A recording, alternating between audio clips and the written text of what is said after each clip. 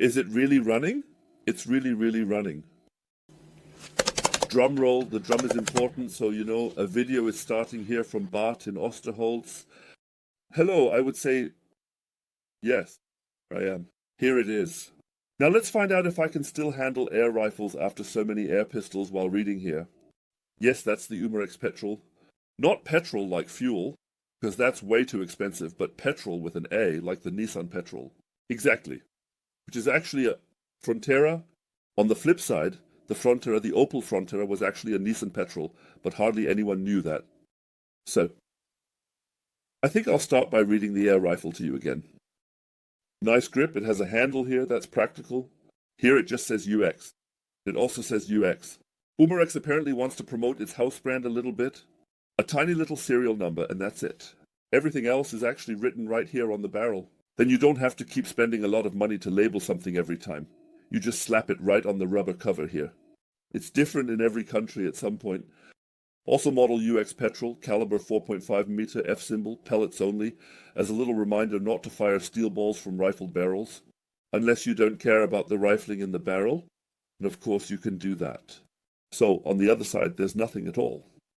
Very manageable. How was that now? Next up is the stock. So the stock does something, it's made of molded, nice plastic. The casting grades are very manageable. So here I found a spot where you could do some planing. I have to say the rest is really clean. I'm satisfied. Otherwise, it's just a lot of plastic. That's just how it is. When I get into position, I notice this spot here in the hole, this grip ridge, so to speak. It's too narrow for me. I find it presses, it doesn't really cut in, but it presses. You also have to keep in mind that this is one of those stocks that has to fit all sizes and work for both right-handed and left-handed users. And then you end up with something like this. At the back, we have a nice thick rubber cap, non-slip, with the UX logo on it. It's all vertical, so you can relatively easily add any spaces in between to extend the stock. It's hollow at the bottom, completely hollow. Maybe you can carve some corks so you can put something in there. Here's a hole. Unfortunately, that has nothing to do with an adjustable trigger. That's just the stock screw, just like there are two more on the side here. The trigger itself is made of sheet steel. And no, it's solid. Then it's probably not sheet steel, but I would say it could probably be aluminum die-cast. It's also steel.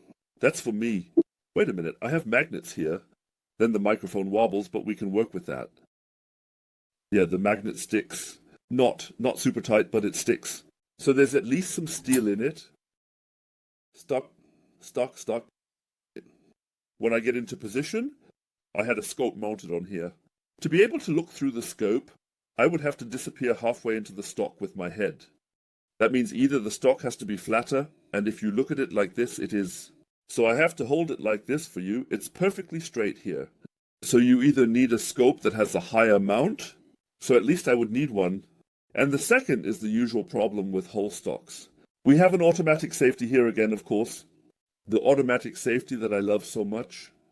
If I forget to take the safety off like I always do, and then I want to reach for the safety with my hand, I have to come out of the shooting position, go around with my finger up here, and then get back in. That's not going to work at all. So when I shoot from a rest. That means I actually go with the other hand now and release the safety because, well, maybe you can remove it. Unfortunately, the thing is stuck in the back, which usually means it's going to be a bigger hassle if you have to unscrew the spring at the back. And that's no joke when a spring comes flying at you. Hallelujah, 2001, there's fire on it. I think the people who take apart shock absorbers know what I'm talking about. Hallelujah, 2001, there's fire on it. I think the people who take apart shock absorbers know what I'm talking about. Even if we don't have quite as many kilos on it here, so that's taken care of. The stock, aside from not fitting me quite right, is actually okay. Then let's take a look at the metal. We have a prism rail on top, 11 millimeters, and of course the inevitable American product liability, automatic safety. We have a barrel that's somehow completely covered in plastic again. I don't know why. Maybe that's cheaper, or you save on the sliding pads for that, or it shouldn't rust as much, or what I think is most likely, it's just a trend. And yeah, the other manufacturers have thick barrels, so we have to make thick barrels too, because people might think our rifle is outdated and it looks so skinny and flimsy, or shouldn't rust as much. Or what I think is most likely is that it's fashion. And yes, the other manufacturers have such thick barrels, So we have to make thick barrels too, because people might think our rifle is outdated and it looks so skinny and so flimsy. I couldn't care less. I have to say, I actually don't think it's bad at all. Such a thick covering is very pleasant when clamping. Rusting doesn't happen anymore because those are the metal parts you touch the most. And if someone doesn't take care of the rifle daily, like many casual shooters do, then you save yourself that hassle too, because the days of really high quality bluing are long gone. So here too I can see 2001, these milling marks or whatever they are. And if someone doesn't take care of the rifle daily, like many casual shooters do, then you save yourself that hassle too, because the days of really high quality bluing are long gone. So here too I can see 2001, these milling marks or whatever they are. Back in the day when they blued it, it looked like piano lacquer, you know, it was deep black and shiny. Here a kind of grey ball always comes out. God, that's just how it is. Maybe someday these parts will also be covered in plastic. Let's take a look. That was quick, wasn't it? Did I forget any incredibly important things? We'll get to the paperwork in a bit. I'd say let's start with me doing the practical test now. Just a little note, I should probably mention that there are no sights and no GR from the factory. Nothing was ever mounted here. Those aren't holes, no drillings, nothing at all. That means the thing is designed from the start, that someone can use it as a single shot or also build it. On one hand, you can categorize that under cost reduction, but on the other hand, you can also see it as being realistic, because most people do end up putting some kind of optic on top. Then you can save yourself the sights. It only costs necessary money, especially when transporting it. It's easier for me. I always have to use a lot of bubble wrap to make sure that any sights don't get damaged during transport with the German Postal Service. So I reach in, then I'll try to push. Well, it's just a bit more pleasant. It's really just a light tap. So here I really have to say, a light tap on the front of the barrel. And because it's so thickly wrapped, it's not softer, but it's very wide. So you can really do this several times without your hand hurting afterwards. The sound spectrum is within the normal range. Can I dry fire this thing? Like disengage the safety and pull the trigger? Yes, I can. Yes, the trigger is going to get interesting soon, so I can dry fire it without having to shoot. Then, let's put a lead pellet in here. This is particle accelerator. A lead particle. So, what I just mentioned, I'm going to intentionally forget to disengage the safety now. So I have to get my hand out of here, move it over, and then get my thumb back in there. The problem with hole shots, everything is like that. So the trigger, it's really special. The trigger pull is still normal. I'm now resting my finger like my middle finger. You're generally supposed to shoot with your front finger. But here it is like this, it's just so small. I fit in best like this. Now I'm pulling the trigger. Trigger pull. Now comes pressure, pressure, pressure, pressure. Pressure, pressure, pressure. Now she's starting to move something. And it's moving, and it's moving, and it's moving, and it's moving. 2001. It's moving back and forth. Bang. You can see where my finger is now. Can you even see that from this distance? I don't care. So the trigger, you pull, you see, you pull, you pull, you pull, you pull, you place it, and then suddenly at the very back it goes bang. At that point, I'm already resting my finger pad here again. I can't push any further. That means I really have to shoot, according to the rules with my first finger. And that leads to the fact that when shooting, I actually took a rather special stance. That kind of reminds me of the grip from the FN. Fen. This personal defense weapon. It also has a stubby grip, and that kind of reminds me of it. And that's how I can shoot. If you ignore this ridiculously long trigger travel, trigger is actually pretty okay. So it comes at some point without warning. It's in the safe zone. But this ridiculously long pull, that's something you have to get used to. How big is that for me? So I could really use the trigger up here, right in front of the actual guard. If I want to shoot here, stick my finger through here. So that's why this weird body posture. Body posture, that's what it's called. So this rifle is probably designed for people who are about the size of a parking meter. That includes children, Chinese people, women, hopefully petite women. So for the typical North German Viking, this might be the perfect piece.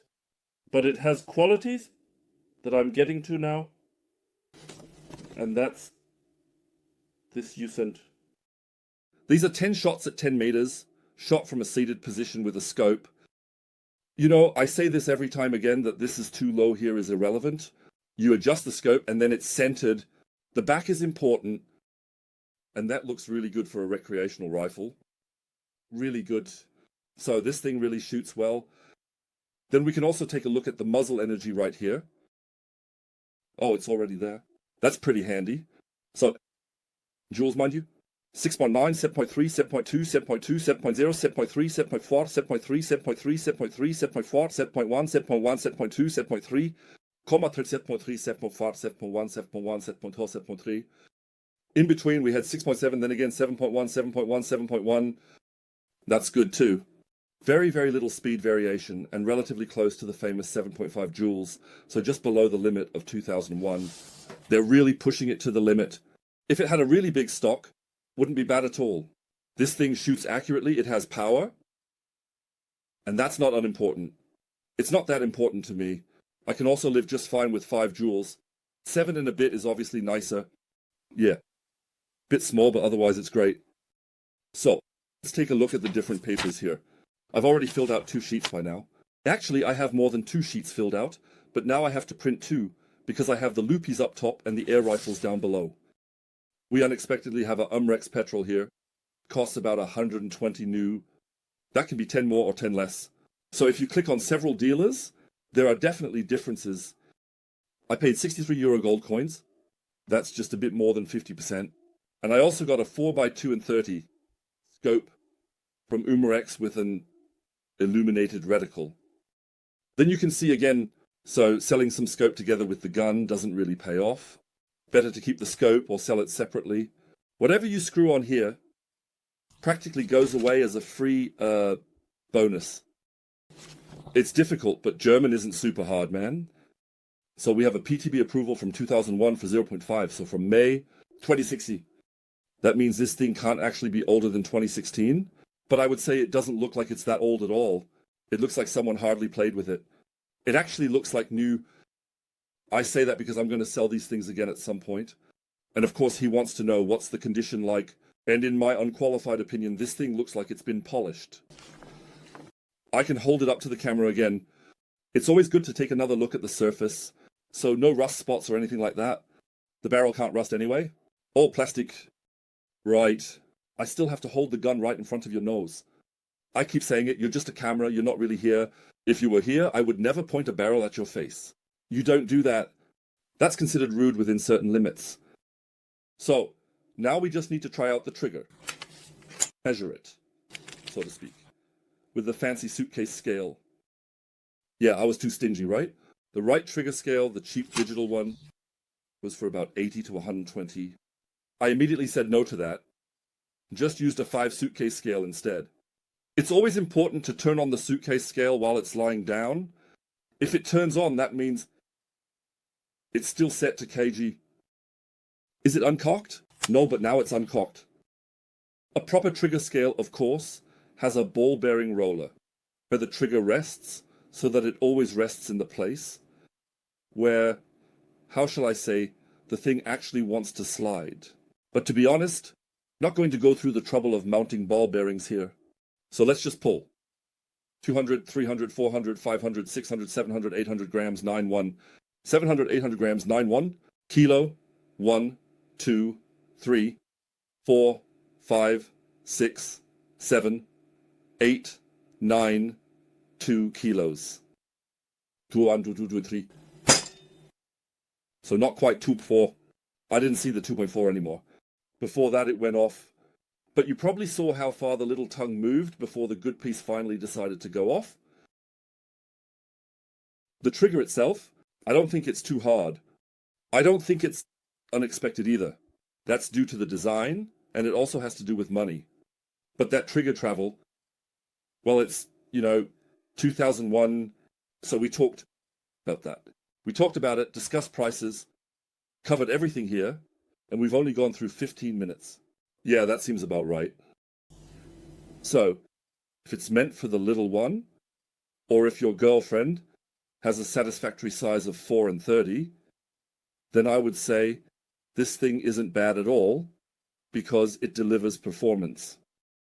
Otherwise, if you're a Northern European, back here, it's a straight finish. If you unscrew the stock crab and then somehow mount a piece of balsa, or maybe not always particle board, about 5 cm, maybe even 10 cm in between with longer screws. Why not? Why not? Why not? That's why it's very clear, is that it already... Are we done already? Are we there yet? Are we there yet? Are we almost there? Are we almost there? Yeah, if that's the case, then I would say, I'll just do my signature move again. You know this.